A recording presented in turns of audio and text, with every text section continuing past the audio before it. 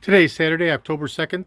This is the 1970 Cadillac Eldorado, and in the engine bay compartment I'm going to be doing a walk around for the hoses that connect to the original Frigidaire compressor from my friend Jess Henry. So what we have is the A and B hoses coming off the adapter block in the back of the compressor. Okay, the thick A right here below comes around, which is connected to the bottom of the adapter block with the very large fitting. Okay, very large fitting. Thick hose coming off the bottom of the adapter block, winds around and goes all the way down to the suction throttling valve. Okay, this is the suction throttling valve right here. So that's the large hose connected to the bottom of the adapter block, connecting with this angularity to the suction throttling valve. Okay, then we have the thinner hose, the B hose, up on top, on the top part of the adapter block in the back of the original Frigidaire A6 compressor. And that hose comes around and forward and connects here to the condenser in the front, immediately forward of the radiator. So we have the condenser hose going through this opening, coming around. This is the thinner of the two hoses, and continuing up and going to the upper portal of the adapter block. So those are the primary high pressure and low pressure air conditioning hoses for the 1970 Cadillac Eldorado.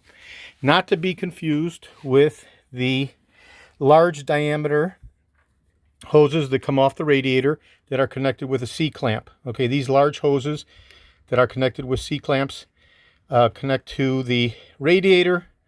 That comes around in parallel almost and connects to the heater core back here, all the way in the back. Okay, so we don't want to confuse that. Yep. Okay, and then we have the dryer, and the dryer is mounted right here in front of the air conditioner next to the trumpet horn.